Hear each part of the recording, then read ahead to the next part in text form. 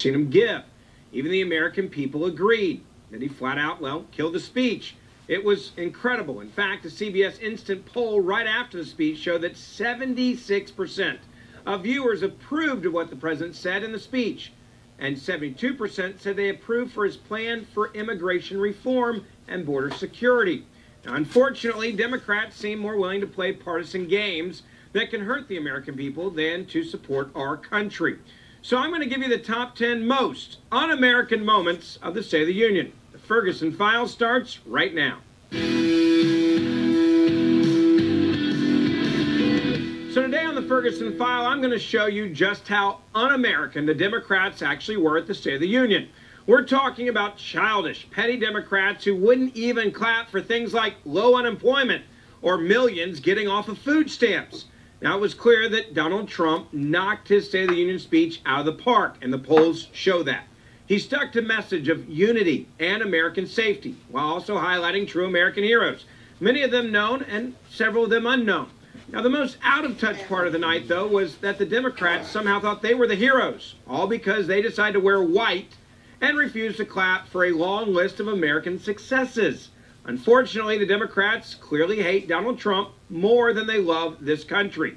So they refuse to support basic things that shouldn't have been controversial in the least. Now, with that in mind, here are the top 10 times that Democrats were un-American during the State of the Union. The first moment was as soon as the president took to the podium. Democrats refused to show him the common courtesy of applauding, to welcome him. By the way, the man that the Democrats had to officially invite to even give the State of the Union in the first place. You remember that whole controversy. Just check out this video of how they treated the president right when he walked in from C-SPAN.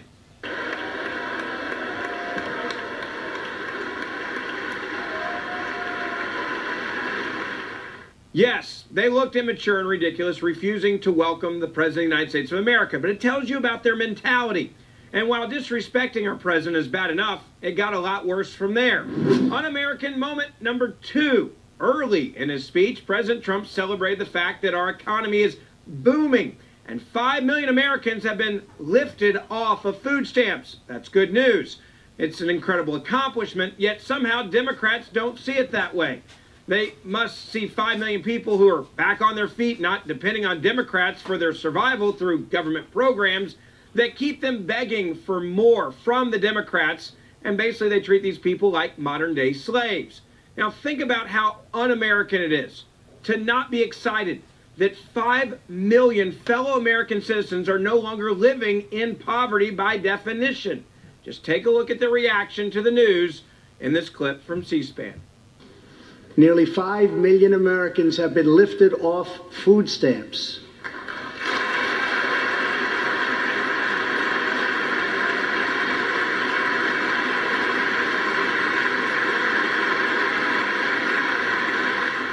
Now, in the most recent quarter, our economic growth was double what Obama's was at the end of his term. Republicans cheered this success while Nancy Pelosi chewed on her lip and the rest of the Democrats just sat there acting like it's bad news and they're pissed off. How is that not something to celebrate? They are putting party yet again before the good of the American people. They're doing it clearly in the face of Americans who are watching this. It's an un-American moment, and that's just the second one. So let's move on to un-American moment number 3. You know how Democrats love to play the race card. Well, President Trump pointed out the fact that African Americans, Asian Americans, and Hispanics currently have the lowest unemployment on record ever. So Democrats should, you would think, be happy about that, right? Since they're the ones that claim they care so much about minorities. Think again. Just check out how they reacted when Democrats were realizing they're losing these people, and they refused to clap for the success of the American people that they claim to care about. Take a look. African American, Hispanic American, and Asian American unemployment have all reached their lowest levels ever recorded. Now, the whole time that Trump was sharing this incredible news for all Americans, Nancy Pelosi looked like she was trying to stay calm during the worst news she'd ever heard. Not only was there no applause from the Democrats, she literally looked like she was sucking on a lemon.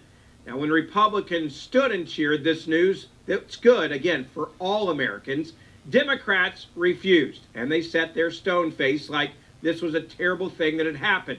Now, overall unemployment has been incredibly low as well. Under Obama, unemployment never got below 4%. Under President Trump, that's already happened 8 times in the last 2 years. In fact, overall unemployment recently hit its lowest level in 50 years. Now, for minorities, it has never been this low in history. So why would the Democrats not be cheering for this success for minorities? I'll tell you why. They're afraid they're going to lose their base. They're afraid that minorities are going to find out that actually Republican policies work, regardless of your skin color. The fact is, Trump and the Republicans are in the business of lifting people up, while Democrats are clearly in the business of keeping people down and dependent on them. And we saw the proof of that in the reaction last night. Democrats are rooting against the success of the American people. That's the part that really is sad and scary. Now, on to the number 4 most un-American moment. The president talked about going after illegal immigrants and coyotes who abuse women through sex trafficking and human trafficking. Certainly, the Democrats, especially the women in white, you would think would stand up and cheer for stopping the abuse of women and girls, right? Well, think again. Check out this clip of the president recognizing a Homeland Security agent who has saved countless women and children from the horrible abuses, and the Democrats had no reaction to clearly what anyone would refer to as a hero, all because they don't like the fact that Donald Trump is telling the truth about having a problem at the border. Take a watch. Thanks to his work and that of his incredible colleagues, more than 300 women and girls have been rescued from the horror of this terrible situation. And more than 1,500 sadistic traffickers have been put behind bars.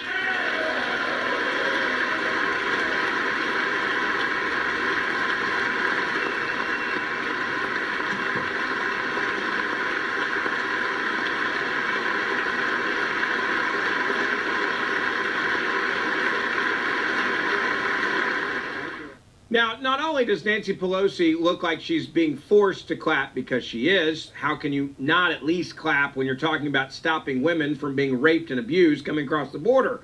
She actually looked pissed because that means she had to admit that there is actually a porous southern border that allows this sort of heinous crime to happen every single day. And if that's not all, well, there's also that Democratic Congresswoman, Cortez, who seems to literally wait to be told when to stand, when to sit, when to high-five the air. She does it, but she doesn't clap. She just stands. That's just weird. At least she stands. I will give her credit for that. It's a lot more than many of the other Democrats actually did. And remember, all I'm asking here is for the Democrats to stand and recognize a man who saves people from sex trafficking.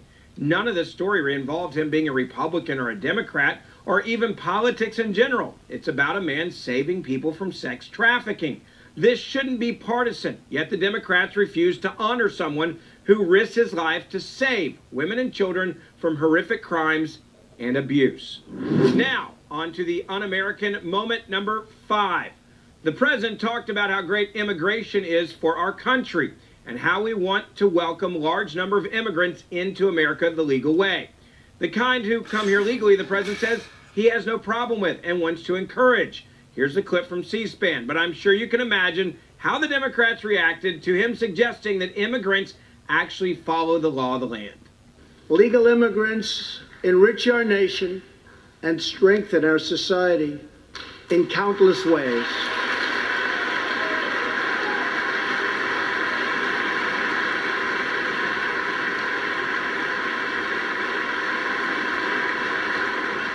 I want people to come into our country in the largest numbers ever, but they have to come in legally.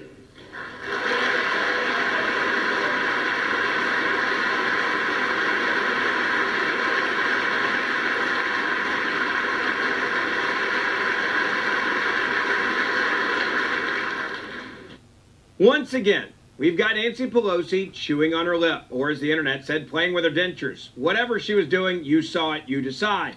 Now, the Democrats, they sit there and they're horrified that the president would somehow suggest that we actually follow the laws of this country.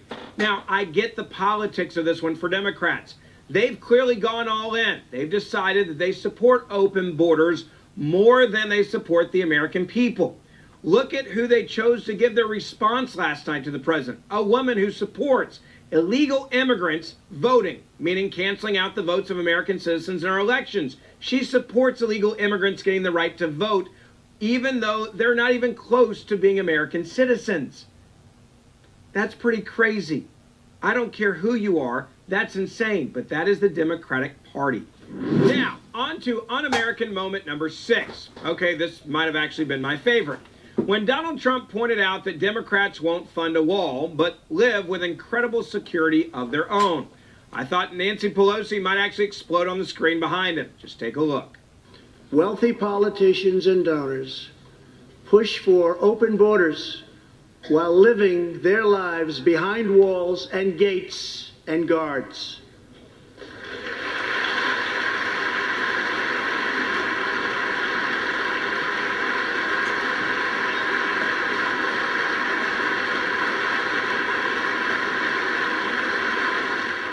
Meanwhile, who's actually living behind a wall of their own? Well, let me just give you a few names. Nancy Pelosi's, whose face during that clip might have been the new wallpaper on my phone just to remind me of what we're up against every single day. Also others that are living behind a wall, that would include Bill Clinton wherever he stays and Hillary Clinton wherever she stays. Or I guess you could call them the Clintons. Also Barack Obama, Maxine Waters, Dianne Feinstein, even Oprah and the founder of Facebook, Mark Zuckerberg. All of these people say that they're against a wall, that it's somehow un-American, but they actually live behind damn walls themselves. Now, they know that these walls work well. Otherwise, they wouldn't have all these walls around their own houses to protect themselves and their families. They also know perfectly well that people coming here illegally only grows their voter base. So they basically said, we don't care. And those are just the people with a private wall. We don't even have time to list the people in so-called gated communities in Congress. Now, they also want security, but they don't want the American people to have the same thing they actually have for themselves. They think they're the ruling class and we're just the subjects. So our safety, apparently, to Democrats doesn't matter. Even though they don't think our safety is that important, you'd think the Democrats could get it together long enough to at least pretend to care about the daughter, granddaughter, and great-granddaughter of an elderly couple murdered in their home by illegal immigrants recently. And that brings me to Un-American moment number 7. As you can see in this clip, they really don't even care about people who get murdered by illegal immigrants. Take a look. To Deborah, Heather Madison, please stand. Few can understand your pain. Thank you, and thank you for being here. Thank you very much.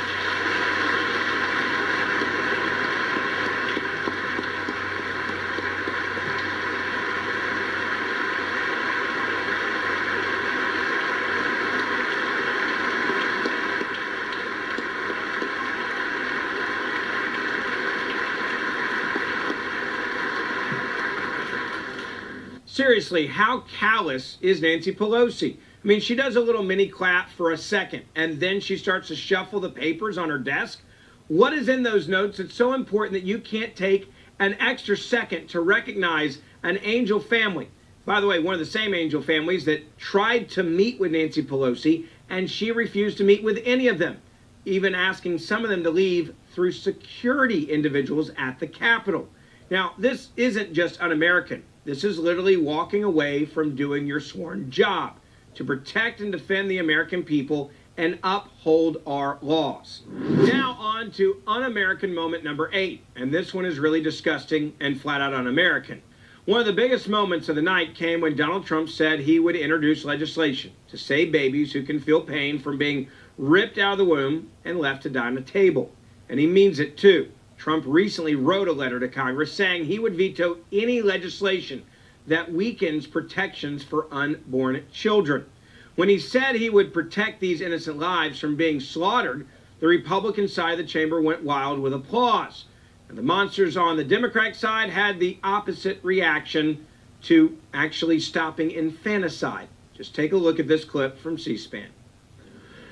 To defend the dignity of every person, I am asking Congress to pass legislation to prohibit the late-term abortion of children who can feel pain in a mother's womb.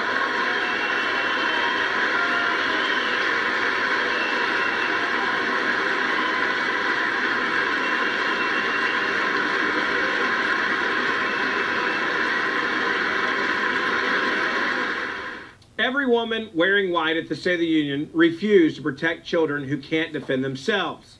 This is the Democratic Party.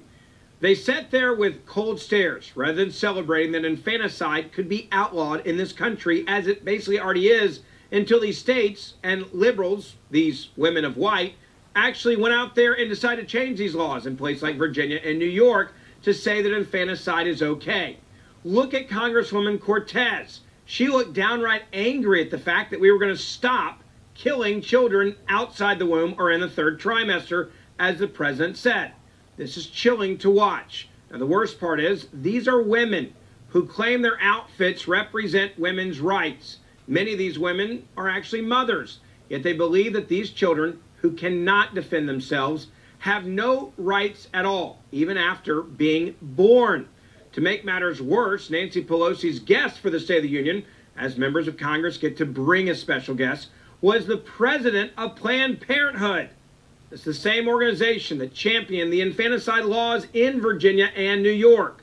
I just hope voters were watching this, because they need to see that the Democratic Party is real, and this is what they really stand for now. Now, on to Un American Moment number 9. Towards the end of the speech, the president talked about American exceptionalism and said that we will never be a socialist country. Even a decade ago, that would have been so obvious. It would have not even been probably in the State of the Union, because it would have been so ridiculous to even put it in the State of the Union speech. Yet now, we have actual declared socialists who have been elected to Congress as Democrats. So, clearly the president thought it was probably important to let it be known that America is not a socialist country. Take a look at this clip from C-SPAN. America was founded on liberty and independence, and not government coercion, domination, and control. We are born free, and we will stay free.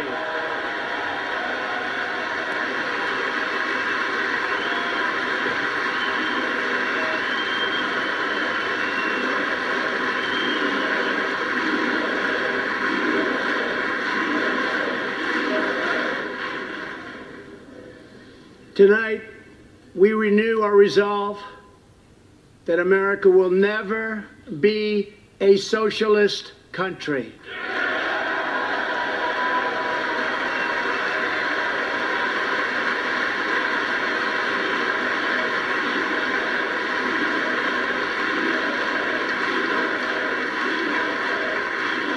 I love how Bernie Sanders is angry, how Nancy Pelosi is grimacing, how the Democrats remain seated and the Republicans are on their feet chanting USA, USA, USA.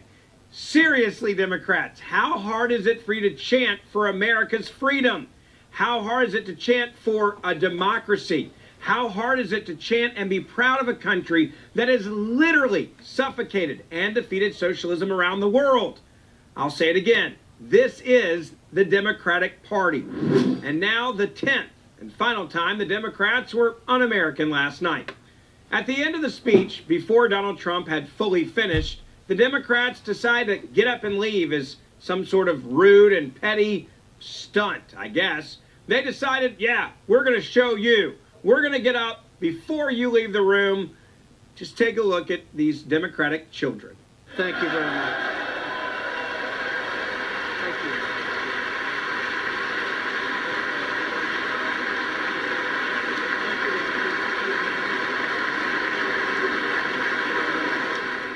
Really? You do this right after the president calls for unity, for what's good for the American people, for actual governing of this country, for the good of the American people? Now, while Donald Trump completely crushed this speech, this was a sad day for America. Shame on the Democrats for putting party over country, over the American people. Now, I hope their voters were watching and are ashamed of what the party has become. They are now an extremist group that can't muster up sympathy for an angel family. They are the party that is angry. Infanticide is even called into question. They are the party that gets angry when the president suggests we are not going to become a socialist nation. Even in the times when they tried to appear supportive of American success, they failed miserably. Look what happened when Nancy Pelosi tried to applaud Donald Trump. Many believe she was clearly trying to actually mock the president. Honestly, all I saw was, well, the dance to the kids' song, Baby Shark. If you know it, you'll understand why this picture went viral and was, well, so funny. Now, the only time the Democrats truly cheered and got excited was, of course, when it was about themselves. When Donald Trump said a record number of women were in Congress, they got very excited about their own damn accomplishment. Of course, that is a great milestone, and it should be celebrated. But it's in rather poor taste to celebrate your own achievements and not care about, for example, the Homeland Security agent who saves children from a living hell every day. That's why I don't feel too bad pointing out that even Congresswoman Cortez got so excited that she even high-fived the air. Take a look at this GIF. It's amazing. Now, the Democrats know that the state of our union is strong, and they were worried about that even before the speech took place. They were trying to spin it before even Trump talked. Just look at Maxine Waters and what she had to say about Donald Trump and telling people literally not to watch the speech. Take a look at what she told Essence. I don't know why anybody want to pay attention to anything that he has to say. He lies over and over again. Like I said, 6,000 lies have been documented since he's been there. I just can't imagine what he's going to try and say. But since he is a great liar, he'll say anything because he's capable of saying anything without facts, without research. And so I'm not looking forward to his State of the Union. And I hope that people will turn the television on. The good news is the CBS instant poll right after the speech showed that 76% of viewers approved of what the president said in the speech. And